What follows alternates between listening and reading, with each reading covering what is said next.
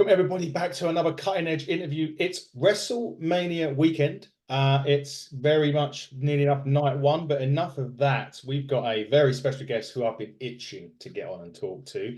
How can I do this in a way that he would like it? He's from Green Bay. He's from Green Bay, Wisconsin. Mr. Anderson. Anderson. Anderson. There we go. Thanks for the goosebumps. I don't know if you can see them, but thank you and welcome Ken Anderson to the show. Ken, thank you so much for taking some time to come and talk to me today. Thank you for having me. You are very welcome. I just want to talk about something really briefly because we're going to get into what I call the book of Anderson. I think I said to you before, where we're going to talk about a lot of things. But one of the things before that was, before you got to WWE, he was in OVW. And the reason I'm going to go there is because this gentleman's going to be inducted into the Hall of Fame this evening. I believe it's this evening. Paul Heyman, obviously by Roman Reigns. Yeah. The influence, because it was obviously happening. Jim Cornette was there. He left. Paul came in. And all of a sudden, there was this big fast track and you were on the main roster. What changed? What did Paul Heyman bring that Jim Cornette didn't? I wouldn't be having this discussion with you right now if it wasn't for Paul Heyman. I really believe that. He changed my life, and he changed my life so rapidly. And I don't know, it wasn't when I talk about the fact that like Jim didn't see anything in me, it's not a negative. I'm not complaining about it. It's just when you're there, you've got like some of the best up and coming wrestlers in the world, all under, there's like 50 of us under one roof. And I just hadn't done anything that wowed him yet. And so, but however, I had met Paul a few years earlier when I was doing a tryout for WWE. Just happened to be in the right place at the right time. Paul was sitting ringside with Jim Ross, and he just pulled me aside and said, "Who trained you?" And I told him Brad Rangans had trained me, and obviously Brad Rangans trained Brock, or had a huge influence on Brock's career. So he was immediately, there was that connection, and then he just said, like, I want to see you cut a promo.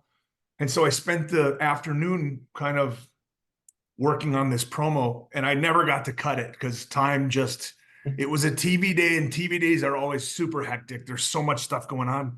And last minute, they just said, look, we don't have time. But then fast forward, when I got to OVW, Paul would come down every few months and do promo class with us. And we would go into a room with Paul and a camera, and we would cut our promo, and he would critique it. And then we would go home that night, work on whatever criticisms he gave, come back, cut it the next day. And he always had great feedback, great critiques. I remember the first time I cut a promo on somebody who was on the active roster, but wasn't like a main player. And he just said, like, nothing against that person, but is that where you want to set yourself up for right away? Or do you want to go after somebody like The Undertaker, which was, I think, great advice at the time. And I would cut that promo, he would critique it, I would go home, and then the next day I'd come back and I would hit my promo, and he would just go, "Thank you, that's good." And I remember, there's always something that you can tell somebody to help them get better. And he just didn't have anything for me. And I thought, like, this guy doesn't like me. He just wants to get rid of me. And then when Paul Heyman got the pencil at OVW, so Jim Cornette had the issue with Santino Marella. Yep. They fired him, and literally the next day they brought in Paul to start writing OVW TV, and he pulled me into the office and he said, "You're the next guy out of here. I've been a fan of yours since we met at the arena that day." He goes, "I've been watching your stuff." He goes, "I'm going to do so much stuff with you on TV that it's going to be an impossibility not for you not to get called up." And, to his credit, like 5 weeks later, I believe I was on TV. I was debuting on Velocity. Yeah, he was. I remember it vaguely. Well, I say vaguely. I remember it very, very well. Because it was one of my favorites at the time. Because more so because my mum at the time hated you. It was one of those things, when you live in people about that, and you always have that sort of. I used to love Edge. She used to hate Edge. So it was kind of one of those things. But you debuted. You do that great entrance, which you did, and it wasn't long, and it was quite amazing because when I was doing my research, I found out you only held one title in the WWE. United Yeah, States title once. correct. Criminal. Absolutely criminal. I was close to holding the big one. Yes, I we're going was to get I was one. MVP likes to remind me that I was one misdiagnosis away from the World Heavyweight Championship. that. You was. Yes, we'll get to that in a second. You obviously won the United States Championship on there as well. You beat it was Lashley and Finlay, wasn't it, that you beat September the 1st? I want to Correct. say around those times. Yep. Lost it to Chris Benoit, and then you kind of entered a feud with, you mentioned him a minute ago, The Undertaker. Yeah. So this was someone quite very quickly you're going up against The Undertaker. And if I remember rightly, I think in an interview, you even said that one of the things Undertaker praised you for was the way that you try to block those punches in the corner. And I don't think the office liked it, but he loved it. He said it makes you different from everybody Yep. else. Right? Yep. What else did you learn from him that perhaps, going into it that age, he must have, was it like one of these big things where you're like, wow, I need to be a sponge to him and learn bits and pieces or more bits and pieces? You know what? I truly learned how to listen to the crowd Mm. with him. Um, we always say it. I tell my students, but I don't know. There needs to be there was a flip that or a switch that flipped when I was working with him, and it was because he was the first person that made me go out there, and we wouldn't talk about anything in the locker room. We literally, like the first time I worked him, he said, "We're not talking about it. I'll call it in the ring. Just listen to me." And he said, I'm going to be specific. He goes, if I tell you to kick me, I mean, kick me once. If I tell you to punch me, I mean, punch me once. And I did that. And honestly, when I went out there, I knew that I couldn't screw up. Like all I had to do was these basic things that I spent the last 6 years kind of getting better at. I just needed to do that, and I needed to listen to him, and I needed to play my character. And it was one of the most like liberating, rewarding experiences. And we did that a lot. We were practically married to each other for the next year. Mm. Between pay-per-views, house shows, international tours, and things like that. I remember one of my favorite instances was we were in Manila in the Philippines. We had 2 nights at Araneta Coliseum, and the first night, I believe I was working Taker in the main event. And I went up to him. I said, "What would you like to do tonight, sir?" And he goes, work my leg, and at some point I'll drop you on your head." And then that was it. And we went out and we did 25 minutes or something like that. And so really, really actually hearing the crowd when they're ready for something. Yeah, definitely. So I think you beat him by DQ at No Mercy. He hit you you was United States champion by then. You beat him at the first blood because Yep. MVP went to hit you and hit him. And then you Yep. had the last ride match at Armageddon, I believe. Huh. And that's when he sort of kind of ended the feud with you at that point. Kind of ended the feud at that Yeah. point. MVP was against Kane in an Inferno match, I think, to start that off. It was really weird how your careers at that point, yours and MVP's, were kind of going in the same trajectory, just with the brothers in a sense, Mm-hmm. Kane and Undertaker, which was quite Yeah. quite a feat so early on. Could you actually they say when you had that opportunity, they say, right, you're going into the feud of the Undertaker. Do you instantly think, quote unquote, shit? Like, what have I got to focus a bit more, or is it just because it may be an opportunity to go higher? Or No, I felt, and this sounds weird. It sounds maybe arrogant, but at that time I was so confident that I was just like, this is, of course, I'm going into a feud with the Undertaker, and I'm going to do well. And again, at the same time, being that confident, I always knew like this could be taken away from me at any point. yeah, So like there were times where I was supposed to do something and then it got taken away from me, or I took it away from myself, really. And I was never like super, super bummed out about it. I was just like, this is business and this is the way the business goes. And I just got to get myself back there, you know? Yeah. But what's that like in that ring when that gong goes off? It's something that it was never lost on me how special that was. Um, he's got the longest entrance in the business. It does. And every night I would have to sit in that ring, I heavy air quotes, have to, and go through that whole process. And every night I was like, I can't believe this. This is so cool. I can't believe I'm doing this, you know? Yeah. I remember the first time it happened, we were in it's escaping me right now where we were. It's on the tip of my tongue. Anyway, I was there in that doing that house show and the lights went out and I heard the gong and I just like goosebumps. You know how The Rock always points to his Yeah. goosebumps? Yeah. Like 100% that experience. Bit like me at the start when you done your entrance. So you had a great feud of him. I think you went to the Rumble that year, lost to Batista, and then we hit WrestleMania. So you qualify for Money in the Bank. First thing, before we get onto the whole of that, how on earth do you book a Money in the Bank? I know you have a producer and stuff, but how on earth it's carnage, isn't it? It is. It really is. And really, there were two producers for that match. I believe it was John Laurinaitis and Michael Hayes. And then you've got all of these. There were some legends and some producers, and like Booker T was in the match, Finley was in the match. So you've got all these people, and basically you meet. It's the only time of the year where we work on our matches for a few days before. Usually, you get the TV about 2 or 3 o'clock. They come out with the script and they say like, "All right, so and so, you're working so and so. You got 12 minutes.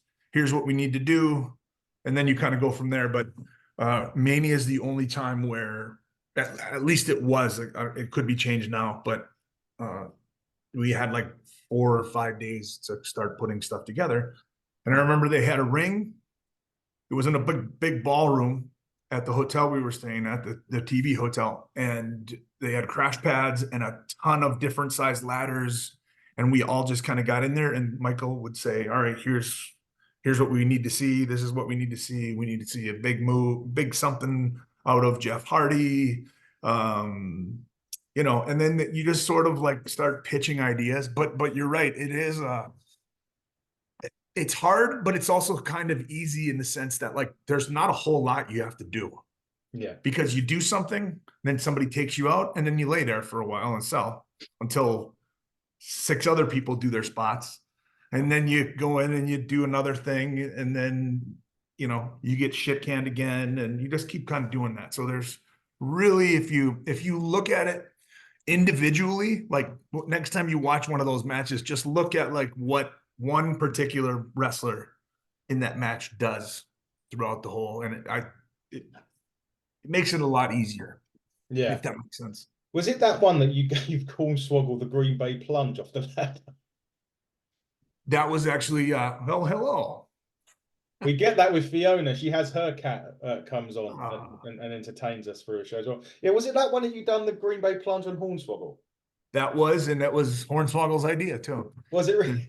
Yeah, there was that spot where Finley did something, and then they asked for, "Hey, we should have a moment between Kennedy and Hornswoggle," and we were trying to figure out like a power bomb off the ladder or something, and I remember seeing Dylan just like, "Hey, do you think you could do your deal off the ladder?" And we should definitely fucking try it. And I think we got out the crash pad and somebody held the ladder, and we figured out like where he needed to be, where I needed to be, how to get him up. And he's the heaviest person in the world, by the way. But one of my favorite, besides me holding that briefcase up at the end. It's definitely, I think the Hornswoggle moment stands out more to me than the win, actually. Really? Just, yeah, just because it's like a moment that people don't tend to forget stuff like that. No, you don't. You're right. The big moments you always tend to stick in. Yeah, you're right. Yeah. You are right there. So you're right. You won the briefcase, and you're one of the first guys that says, "I know when I'm cashing it in. I'm going to cash it in at next Mania." And then, Yep. well, an injury struck that perhaps wasn't as bad. Well, it definitely wasn't as bad as first thought. It was the torn triceps, right? That apparently you had at Yep. first, and Undertaker, I think, had a bicep injury, if I'm right.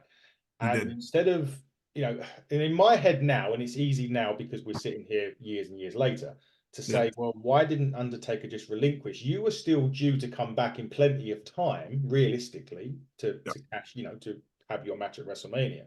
Mhm. So was that a frustration as well at the time because you're thinking, well, I'm still technically coming back in enough time, to start off, or is it just, tough kind of thing? It just was what it was. I do remember having that thought, like, but you said I'm only going to be out for 8 months, but I also, like, there's that part of me that I don't want to complain. I don't want to seem like, I just want the title.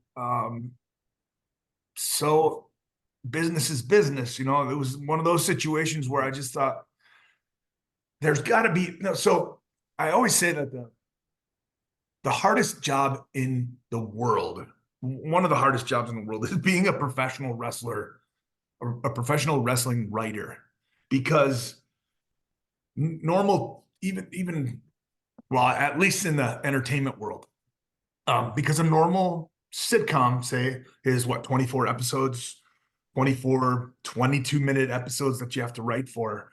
Wrestling is every week. It's a 3 hour show, whatever that works. It's well over 2 hours long of content that they have to provide. At the time, we had pay-per-views, and then you've got you know online content. So they're constantly, like, they have to come up with something, and injuries occur, things happen, and they have to, like, turn on a dime. And this was just what they decided to do at that time, and I just went with it. Yeah, And it's just a shame because it felt like you could have just relinquished the title. You could have held on to the briefcase, and yeah, guessing that you were going to be successful when you cash in. Obviously, that was yeah. probably the plan. I would have Well, I thought. was I was actually you know, we had planned on cashing it in the following year at WrestleMania, but Vince called me in the office. Stephanie was in there. I remember he said, "Look, we planned on having you do this thing at WrestleMania next year. We planned on having Taker as our championship, or as our champion, for a long time. However, he's injured and he needs to go away for surgery. So we're gonna basically," and he laid out the scenario that Edge ended up doing the following week. Yeah, But it was literally, that was a Tuesday night, and I went home, and then Saturday I wrestled in Poughkeepsie, yeah, and I tore what they thought was a torn triceps. And then I went that night. Hornswoggle drove me to the emergency room that night. I yeah, got an MRI, and then I waited in my hotel room. Stephanie called me and said, "Hey, you tore your triceps off the bone. You're going to need 8 months. We still need to get that title off of Taker. So we're going to send the jet, pick you up, bring you to Penn State, and Edge is going to challenge you for the briefcase, and he's going to go on and do whatever." So we did all that. I went and dropped the briefcase, and then the next day I flew down to Birmingham, Alabama, met with Dr. James Andrews, and he told me, "Oh, it's just a bruise."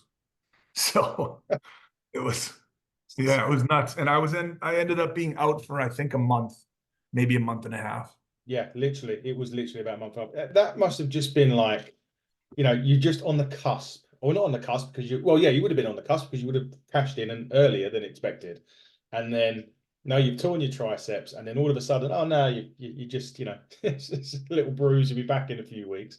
That It must have was, been, it was, however, I was just like, I'll get back there. No, no worries.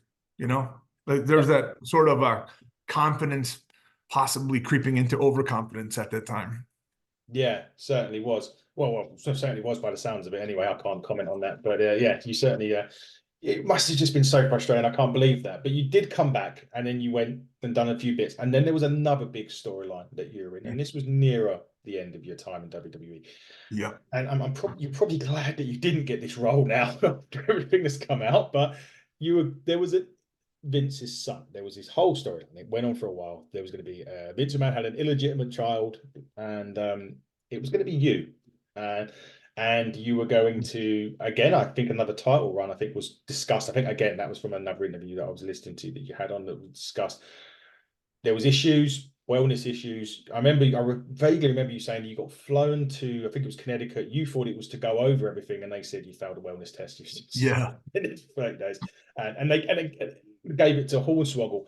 And this is what I'm saying. Do you think that when you look back on it, was it an opportunity lost by both people, by WWE and maybe yourself, to maybe take home that title and have a real good run as world champion?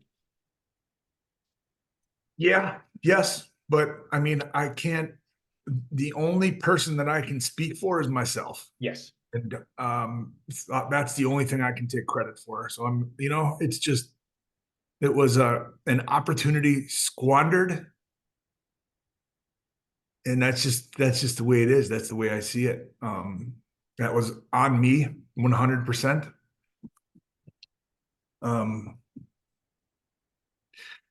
At the time it was very frustrating. It still is sort of frustrating that like I was look at my physique at the time. Like I wasn't like,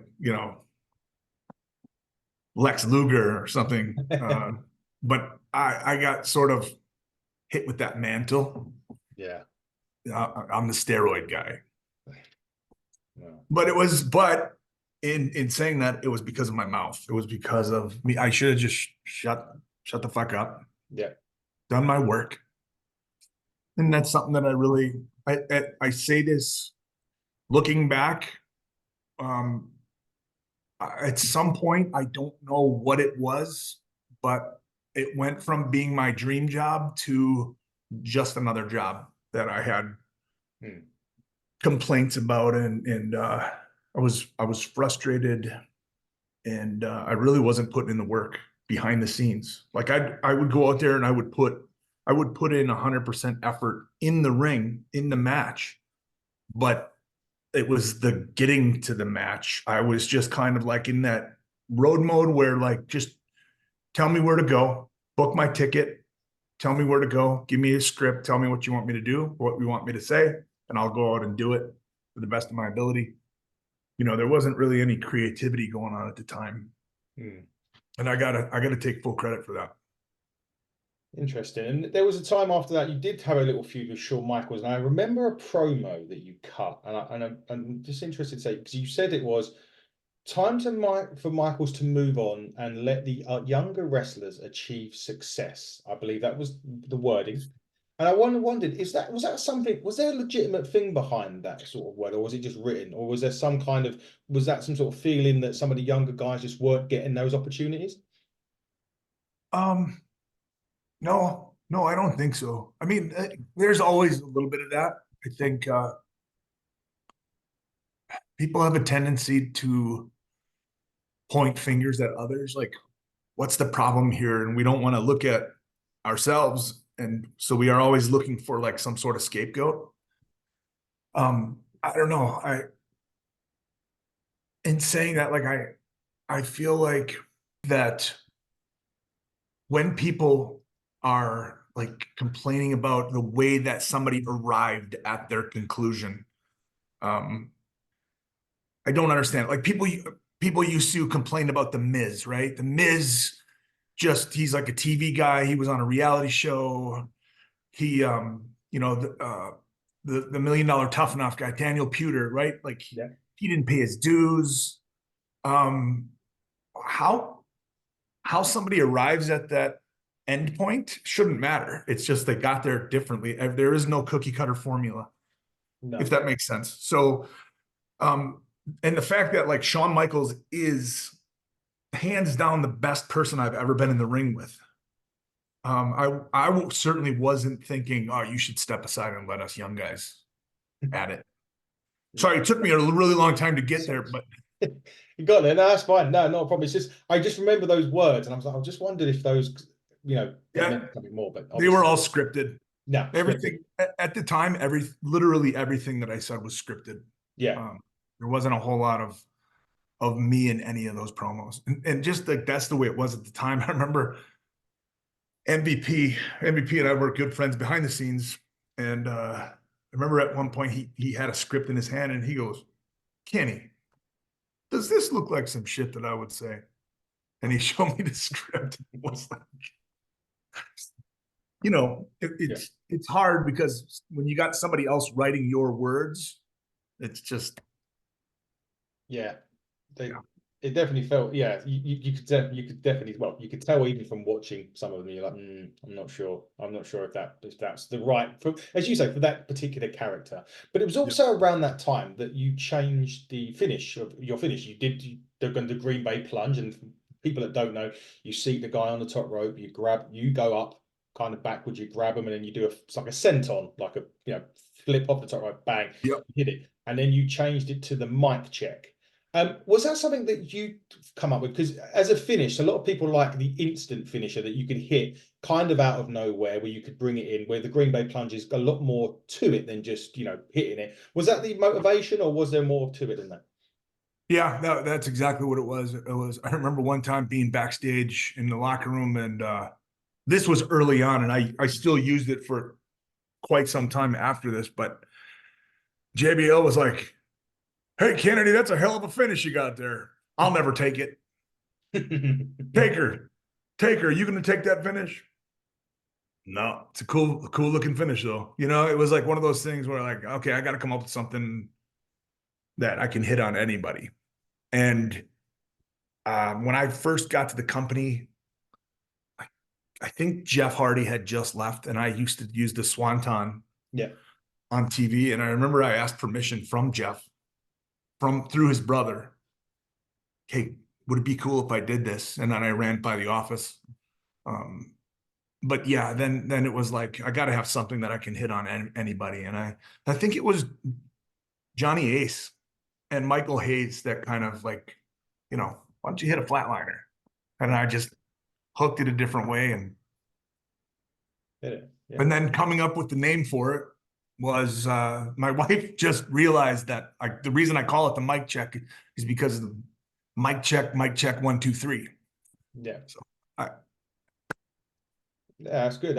It is right though. You need moves, impactful finishes, moves you can hit out of nowhere. It would have been difficult also to do that to the Undertaker, let alone him taking it yep. out.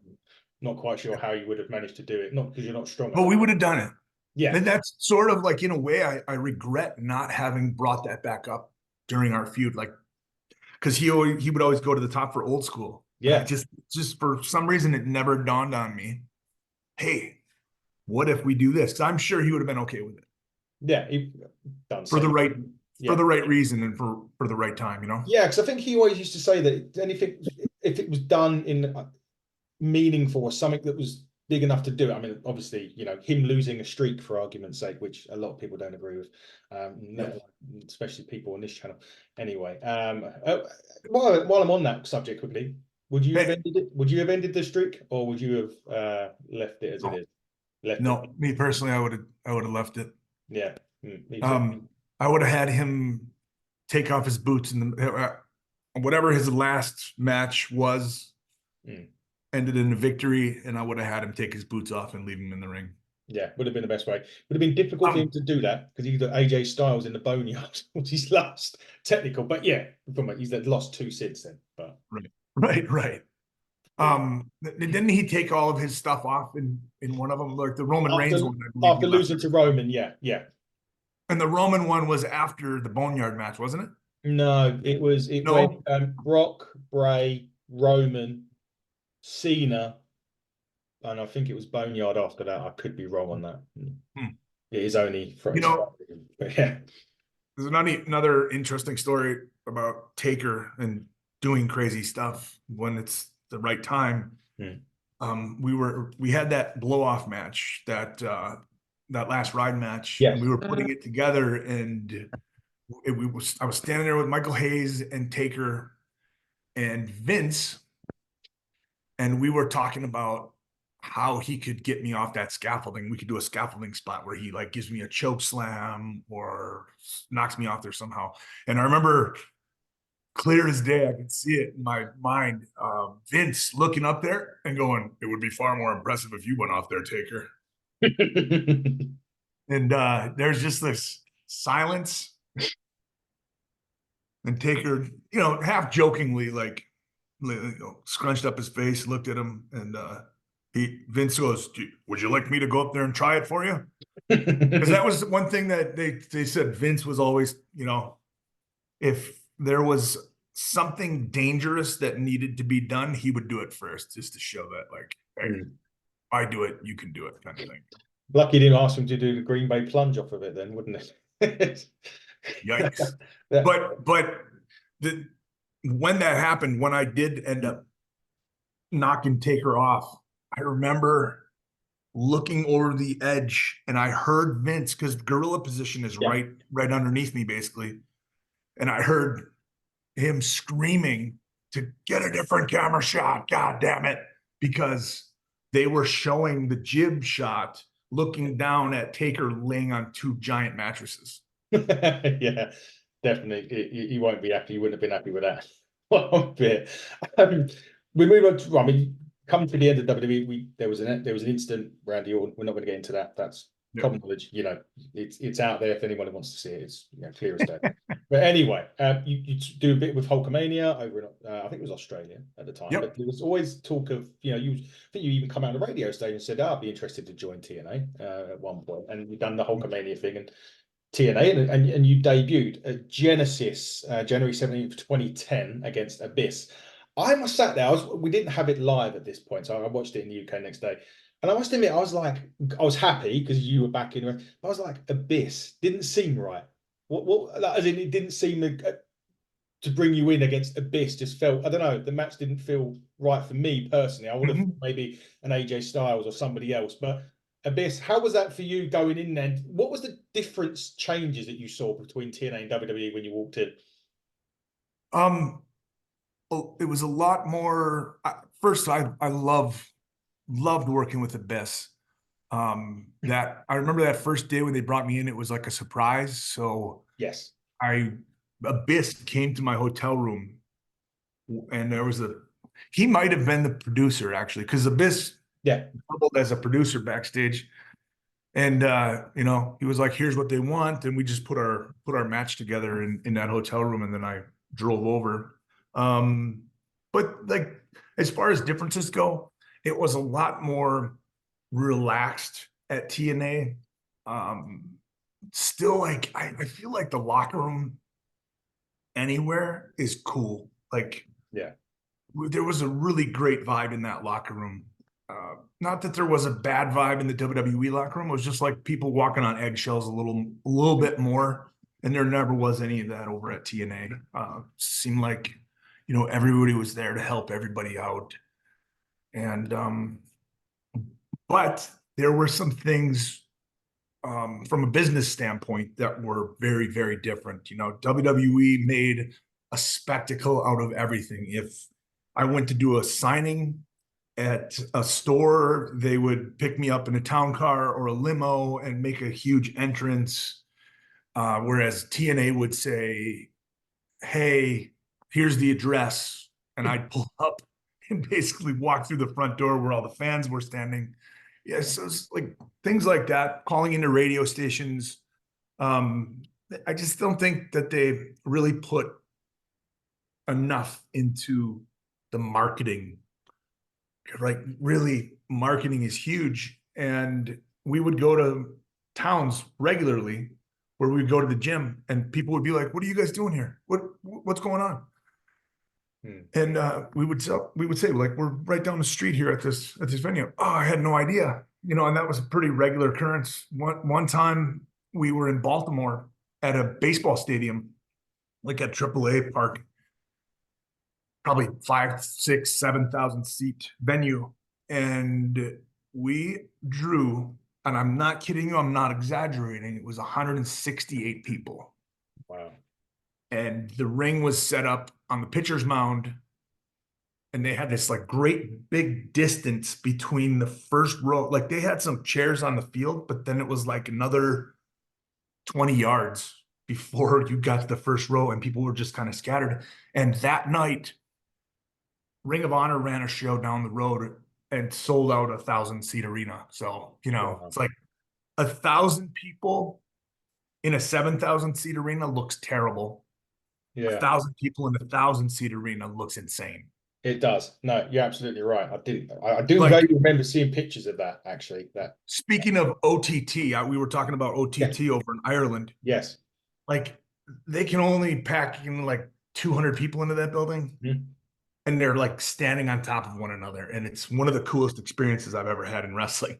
Yeah.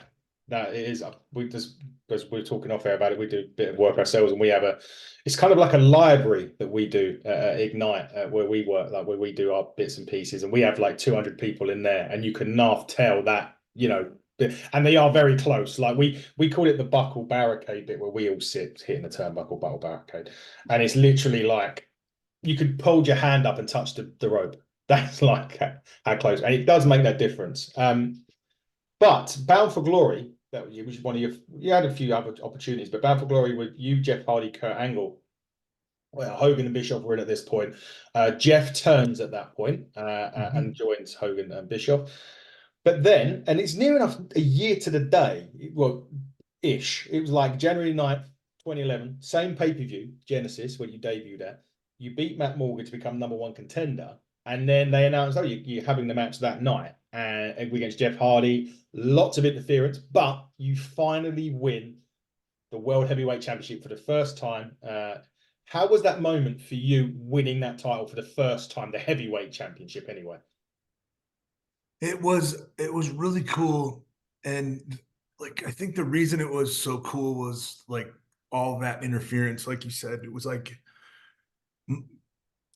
some of the most fun I've ever had in the wrestling business is losing matches, honestly, because you have this idea, somebody gives you a scenario, and then you put it together in your heads, and then when it happens live and the crowd reacts the way that you hoped they would, it's like the best drug in the world. And it was kind of like one of those scenarios where like they really booked me in a very strong way. Like you said, I just kept overcoming all these odds, and then finally win the big one at TNA. It was a cool feeling. Yeah, and it was, I think, about a month later, ladder match. Jeff brought it back, won it back, Yep. and then you went to Slammiversary and you beat Sting for Yep. the title, and then going against Sting. Sting's just retired. We had his son on actually not long after he retired. One of his sons, Stephen Jr., the older one, I believe. But wrestling Sting, was it kind of like wrestling the sort of the competition's version of the Undertaker? Now that you say that, yes. But I just never looked at it that way. It was just Sting was always really cool with me. I feel it was that way with and you see how giving he is. Yeah. With the younger guys. And that's sort of, I remember the first time we sat down, he's like, look, I don't know you well, but I want you to know that I am open to doing anything. So if you have some cool ideas, let's get them out there and we can talk about it. And I had the idea of me dressing up as young Surfer Sting. Yeah. And he was like, yes. And he goes, I actually have that old gear. I can bring it in. You can wear it. And then to top it all off, the fan in me, is sitting there while Sting is painting my face as young Sting. And it's like one of my like craziest memories that I've ever had in the business. It was awesome to see. You said you beat him and then you lost it back to Sting. Then became something that I thought was going to be next level. And I talked to Devon Dudley about this about 2-3 weeks ago. Aces and Eights. I looked at that and I was like, this is NWO. And you had the right people. You had like the Bishops and people in there that had done all of it. And me and Devon had a bit of a disagreement because I said to him, I think that it could have got further than what it did, and it was kind of a letdown in the end because Mhm. it had so much potential, then it just kind of nosedived pretty quickly. Is that something that you agree with? Do you think it could have gone and been the next big faction in wrestling? I do. I don't think enough energy was put into the booking of it. Mm. Um, there were things that were very rushed, and just wrestling in general is rushed a lot of times. Yeah. We got this idea, we have to get there, like prospecting in that world, being a prospect, like if you want to get into a biker gang, it's a process. Yeah. Like you go through a year of basically swabbing toilets and doing whatever they want. And I feel like there's some with people that wanted to get into the group, there could have been that type of stuff. The fact that we were only seen riding motorcycles one time in Mm. all of there were no like real backstage sort of vignettes. That kind of stuff that's the only real miss. And also I feel like when and I notice this when I'm on an indie show and somebody will say like at intermission, like, hey, tonight, Mr. Anderson is here. And then like you get a crowd reaction, right? And then a couple matches later, they'll say it again, and you get kind of a little bit less of a crowd reaction. And then when my music finally hits, it's even less of a reaction because they keep hearing it. Like when you went to a WWE event back in like 97, 98, they hit the glass one time. Yeah. They didn't talk about it. They didn't keep talking about it. And I feel like with Aces and Eights, I heard that entrance music so often throughout the night. We'd go out there sometimes for like 6 segments. Yeah. And I just feel like it was overdone. Yeah. Too And much in one then time. and then somebody came in who didn't particularly like it, and he had a different vision, and he said like, we're done with this, and just kind of trashed it. Crashed and burned. It's a shame. I really think that could have. I don't know. I thought it was. I don't know. Maybe it was because the people in there at the time, Bischoff, Hogan, obviously done it all before. Yep. I just had that feeling that Saint may God. Well, TNA run finished. And now obviously you've done some bits over here in the UK. You've done some independent stuff over here in the UK, which was great. I think you've done. Did you not fight Drew McIntyre over here? Did. Was it I did. Preston City or ICW? Who's Preston? Preston PCW. City Wrestling. Yeah. Yeah, I think I wrestled him a few times actually, because we were getting booked pretty regularly between the time that he went from TNA Mhm. to back to NXT. Like we did quite a few tours. We did a tour. The first time I ever met him was we were in Australia doing a tour there. It was like 3 or 4 dates. Um, and then we kept getting booked in England pretty regularly. So at one point, I was coming over to the UK so often that I was thinking about getting a flat over there just to have, because I was over there like every month. That is fun enough. Where we were talking off air about one of our co-hosts, Fiona. That's where you Mhm. obviously met Fiona. Yeah, she does say hello. She's actually messaged me today when I was just because I said we finally obviously got you on for the interview. She was like, "Tell Ken I can't do Scottish, so I'm not going to like sound stupid." Who's But she Scottish? said, "Yeah, Scotland," but it'd become too manly. She just said, "Tell Ken I said hi." So I said I'd say. Yeah, please say hi. She's great peeps. She's good. And she loves the NWA. And you had a brief stint in the NWA Yeah, in 2019. That takes like well back. I remember watching it for the first time. I'm like, this is WCW of the 80s when they had the stage and it was very brief, but did you enjoy the time in the NWA? I really did. I did, and then there was an opportunity for that to continue, and I just at the time I wasn't in the right frame of mind, body, headspace. So I kind of took right after that, I sort of took 2 years off. Like COVID hit, Yeah. and then I just didn't take any bookings for quite a while. Mm. I was just kind of like, I don't know what it was. I was just kind of over it. I was kind of bummed out the way that the world was. Like I felt like, I would look at Facebook every day and see the way that people were behaving, and Mm. it would just drive me crazy. So Yeah, COVID was a very bad. I didn't like that. I had Yeah. COVID where I couldn't see for the first 6 months. I couldn't see my son because he's high risk, and it was like Oh, window visits. Like only could only see him. I could only see him at the window, and it was just like, yeah. no, I can't. This is like, I can't tough. imagine. Yeah, it was not good. Just going back to Drew a second because he's also got a big match coming up. Yeah. Sunday, because we've got two. No, yeah, Sunday is Sunday. He's got a match. Night two. He won the title obviously in the pandemic era, where there was no crowd. Is it time for him to finally win it in front of 70,000 screaming fans? I really hope so. I love Drew McIntyre as a human being. Like I've had some really, really great experiences. And I've been watching the stuff that he's been killing it on the Oh yeah, microphone. Like yeah, his promos are so spot on. They come off as so realistic. yeah, Um, he's got the right, he's got that little hint of like he's a straight man, but he says funny shit. yeah. He does. Him and the thing him and Punk have been doing as well because there is that little. And I think the good thing about it is with it being Punk, you don't know whether this is real. That sometimes because sometimes that real needle that you have is works, doesn't it? When you do it Yeah. right, and perhaps where they didn't get it right in AEW with him, that the WWE are, it makes it feel because you're like, is he really? Is that something he's really saying about him, or is he just Yeah. And it's really working, which is great. And I also hope that Drew. Wins because he deserves the pop that he would get and the reaction that he should have got back in the day. But now, as we move into 2024, you do a wrestling school now. So tell us I more about do. this. I do. I actually opened up my wrestling school in 2016. That's crazy that we're already going on like 8 years.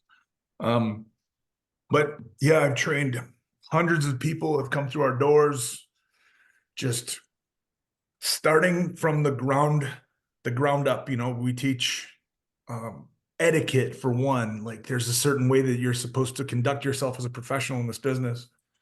And there's a lot of mistakes that I've made that I'm able to like, hey, don't do it like this.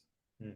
Do it like this. But basic roles, basic chain wrestling, exchanging of holds, moves, storytelling. Like I'm huge on psychology. I try to get them to start thinking like, why am I doing this instead of just doing it because it looks cool or fun. And I've had we've had some great success. We've had some of our students have gone on to their mainstays on the AEW roster. Mm. We've got some people. Tiffany Stratton is now, Wow. Come from your school, Tiffany Stratton. Oh, wow. yeah, she started at the academy. She was here for about 4 months, and then she got signed because she's a specimen. She's like got that. Where I would tell her to do something, I would show her, and she just gets it right away. Interestingly enough, though, she was very quiet and did not have the character aspect down at that time. She was focusing more on the physical stuff. Yeah. So I have her first promo, which I'm gonna send to her because it's pretty amazing to see like how far she's come in such a short amount of time. Really, she just started wrestling right before COVID. Wow. In fact, the day that COVID hit, she was actually at WWE doing a tryout, and they told her to be home Wow. because the world shut down. Wow, that's incredible. I didn't know the Tiffany Stratton. I was trying to find her, I was looking at it and seeing if I could find a name of somebody that. And Wow, then, are you familiar with AEW at all? love it. Darius and Dante Martin are. Oh, yeah, yeah. Darius is the first graduate of the academy. Dante is a graduate. I think he's the 17th graduate or something like that. Julia Hart is also one of our students. Von Wagner was one of our students. NXT, yeah, yeah, yeah. Javier Bernal, also he briefly came out. He had a tryout and he came and spent a couple hours with me, and I just kind of, I think here's what I think you should focus on, and here's what to avoid, here's how to behave. And luckily he was able to put in the work and get signed. He's been there now for a couple of years too. There's other people too. I just can't. And there's also like several people that are up and coming, I think, that Yeah. are just local at the time right now, but they're just some real promising talent. Brilliant. That's amazing. I didn't know that. That is, there's me trying to do as much research as I can, and I missed that. That's ridiculous. Last question, then, Ken, before I let you go. I've taken up a lot of your time. Obviously it's WrestleMania. You've been there. You know how this. You haven't been to it. Well, I don't think you was there when they were doing 2 nights. So it's a double-barreled thing. Your thoughts on a 2-night WrestleMania, and I've asked this to all of the guests that we've spoken to the last week or so. Is it time for Cody to finish the story? Yeah. Yeah. If not now, it'll never happen. You know, like this is the time. They've built this now for 2 years. Honestly, last year when it didn't happen, I personally didn't think it was time. Okay. I was like, it doesn't feel organic. It feels forced. And like now I feel like the crowd is really, really behind him. Definitely. And I think all of these like huge players in the game are working to put him over, to pass the torch, so to speak. Yeah, The Rock being one of them. But 2-night WrestleMania, what's your thoughts on that? It does give more talent an opportunity, though, doesn't it, to get on there? It really does. It's exhausting though. Like Yeah. it's exhausting from a fan's perspective. I can't imagine what it's like. You know, I'm always of the mindset that less is more. Yeah. Just think, I hate going to 2.5, 3 hour movies. I hate it. Yeah. You know, and a lot of times when it comes out on video, like I won't sit and watch a 3 hour movie. I'll break it up into chunks. I think, you know, the law of supply and demand works. Obviously, it's working for WWE, or like, you know, their business is doing pretty well. But it seems strange to me that it's just so much. Yeah, it does seem a lot. But as we finish up now, Ken, if you are available bookings and people want to get hold of you to do so, where can they do it? So you can text me directly at my number is 507-722-2776. 507-722-2776. You can literally text me right now. You know, I get fans from time to time that'll just say like, hey, and I'm okay with that. But I am taking bookings, and my schedule's been filling up nicely for 2024. And then also, if you want to get trained to be a professional wrestler, reach out. Even if you live somewhere, like we also do Zoom stuff. I work with students. I'll do match review, or we'll sit across from each other and play a match that you've been a part of, and kind of pick it apart. I feel like that's really, really important. Steve Austin used to do that with me at Raw or SmackDown or pay-per-view. Sometimes he would take me into the catering, put my match in from the night before, and just pick it apart. And I feel like I learned so much doing that. And that's kind of what we try to do at the Academy. We also, from time to time, usually every week, it's been down a little bit over the past the past month. But if you go to Anderson Squared, that's our TikTok channel.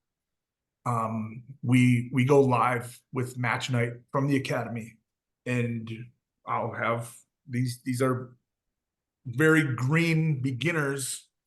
We'll pair them up, have them put together a match. They'll perform the match, and then I'll critique it and sort of open it up for everybody else too.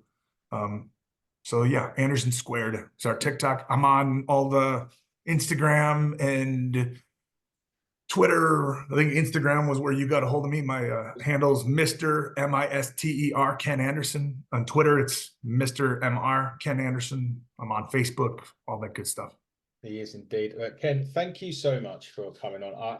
Again, when I was doing this about a year and a half ago, when my good friend Andy asked me to come on here, I had a list of people that I wanted to interview, and you were right very close to the top of that list. So for me to be able to do this, for you to do the entrance and give my arm those goosebumps, it's meant the absolute well to me to sit here and just have a chat with you for an hour about wrestling. So thank you so much for coming on and at least entertaining me for an hour. You'll entertain everybody else. But guys, this has been been the Cutting Edge interview. He has been, I'm not going to do it because I'll embarrass myself, Mr. Anderson. I have been Adam Cousins. And until next time, everyone, take care and good.